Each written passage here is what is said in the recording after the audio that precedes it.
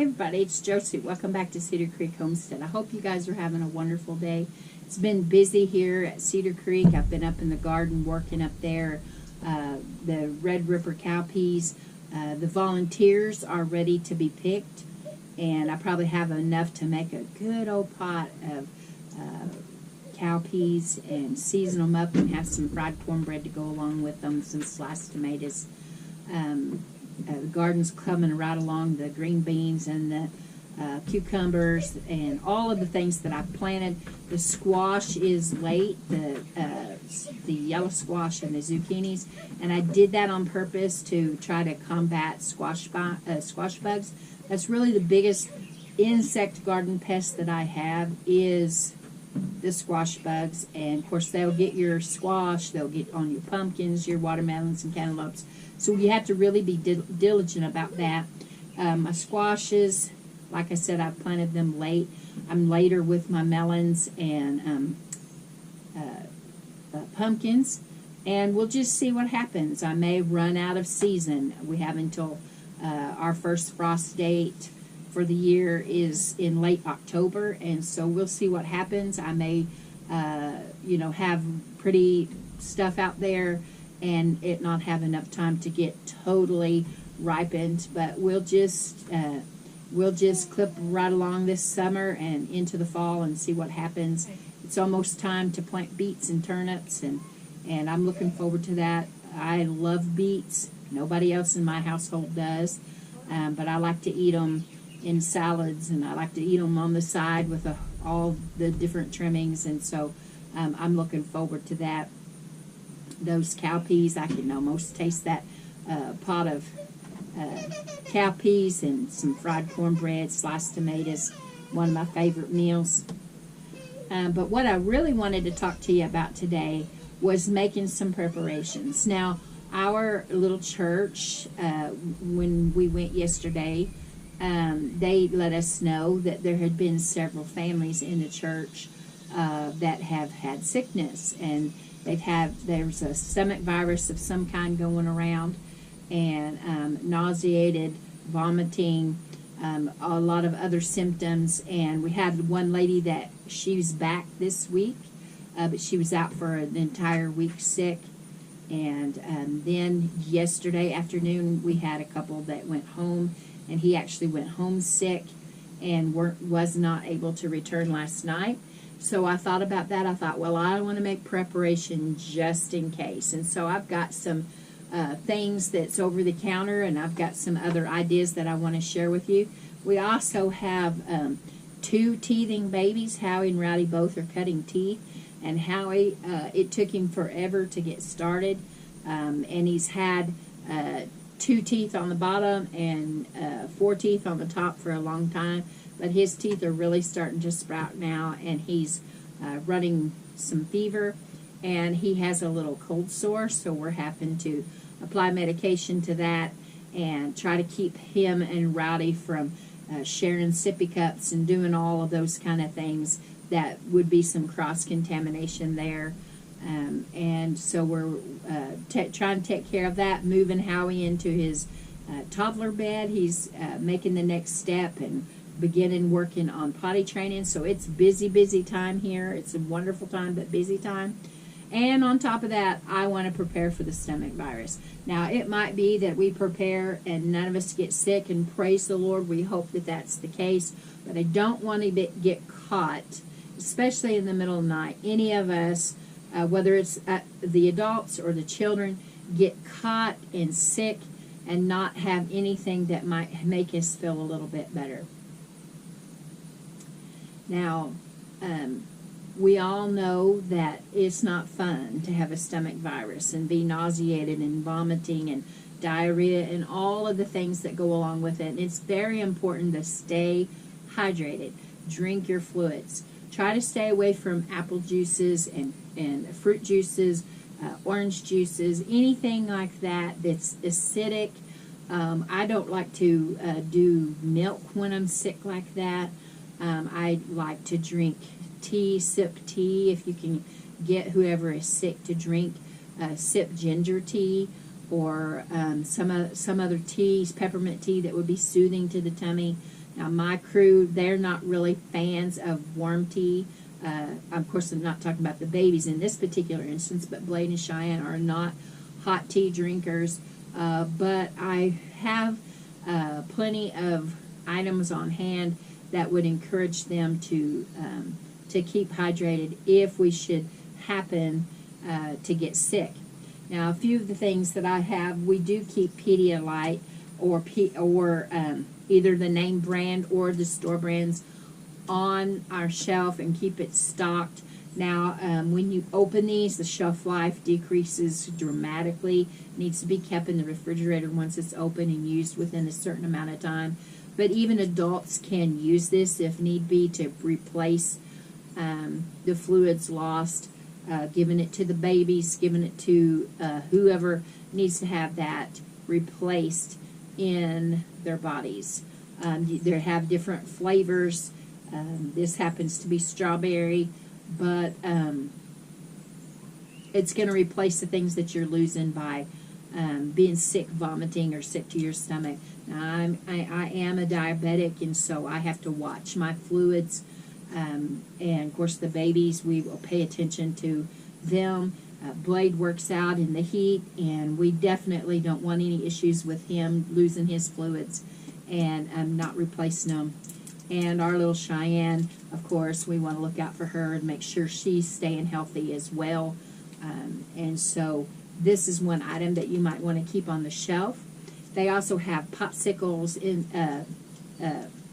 these electrolyte popsicles that you can give to the kids and to the adults too.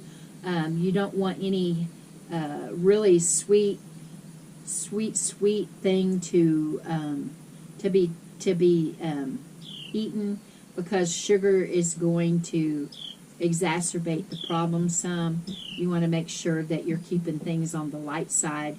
No fatty foods, no heavy, greasy foods. Most of the time when a person is nauseated or feeling bad, they don't want that kind of stuff anyways. Keep in mind that you can give dry toast. You can give saltine crackers, the little oyster crackers, anything that's going to increase the chances of getting them to take in a little bit of nourishment. Oatmeal is a good thing. Rice is a good thing. Bananas, my crew, not so much. Cheyenne does not like bananas. Howie and Rowdy both really liked banana baby food, but I can't get Howie to eat a banana at all. And I'm wondering if it's not a textural thing. But there are things that you can keep that is going to be light on their belly, give them some nourishment, keep their fluids, and remember those teas, those things that are just going to kind of settle the stomach some. Howie always kept peppermints, the candies, to settle his stomach sometimes. Of course, we can't give peppermint candies to the littles, but I do have some peppermint meltaways, the ones the little pillow peppermints that you put on the tongue and it dissolves. That might be an option. And some people use peppermint oils and put it in some of their aroma therapy pots or whatever those things are called. And because the aroma helps to ease them and calm them some. Now, I want to tell you something else now. I will say I'm not a doctor, I'm not a nurse, I'm not anything.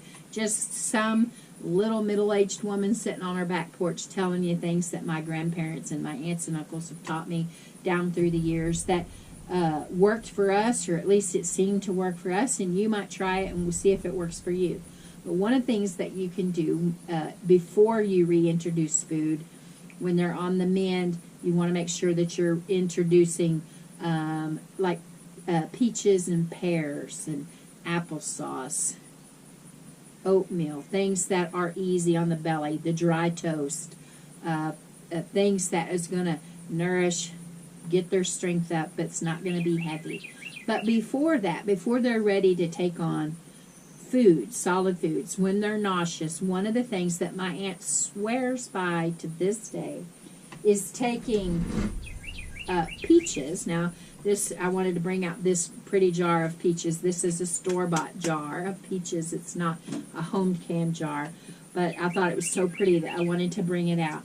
She swears by this, and what you do is when you're nauseated, you take a couple of tablespoons of peach juice and sip it, and it will calm the tummy. Now, I have researched this out, and some that people that are a whole lot smarter than I am says it doesn't work. Other people that are probably still a whole lot smarter than I am says it does work. And I just think it comes down to what you and your family has done for years. It's probably a lot of a comfort thing, knowing that Mama or Grandma got the peach juice out and gave it to you when you were sick, and it settled the tummy. Now, I will tell you that my father-in-law said that he was, when he was sick one time and was hungry, and they asked what he wanted some of his granny's, so it would be Howie's great-granny. She had canned blackberries, not blackberry pie filling, but just blackberries, and he wanted some of that, some of the blackberries. And you wouldn't think that that would be easy on the stomach, not blackberries, but he said that it actually made him feel better. And I just can't help but think that it probably has a lot to do with the attachment to the person that's providing it for you. So you might try keeping a couple of cans of peaches, pears, or applesauce, something like that, that is going to be easy on the tummy. Keep those on the shelf that you can pull off. You can use the juice. You could even sweeten the tea by putting a little bit of the fruit juice in the tea. And then later in a day or so, maybe possibly be able to eat the peaches. You know, people have made chicken broth for years.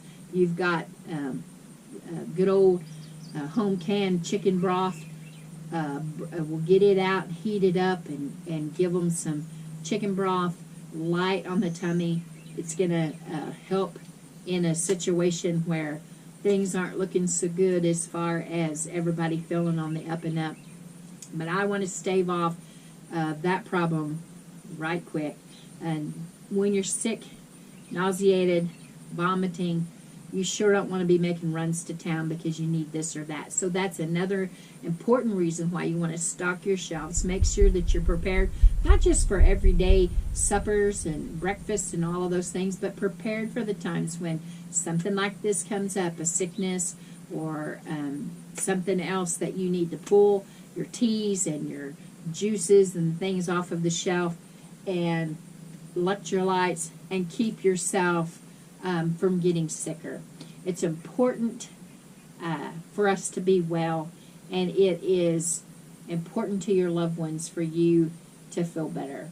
So I hope this helps you guys. I'm doing my best to stave off this stomach virus. I hope it passes over our house, and I hope that nobody else in our little church gets sick. But it is there, and there is a possibility, and so I'm doing my best to be prepared ahead of time just in case the virus hits. So I hope you were able to take a few of these little things, and if you don't have those things already on your shelf, that maybe you can, next time you're at the store, think about stocking up a few extra cans of fruits and some electrolytes and and some herbal teas and peppermint teas.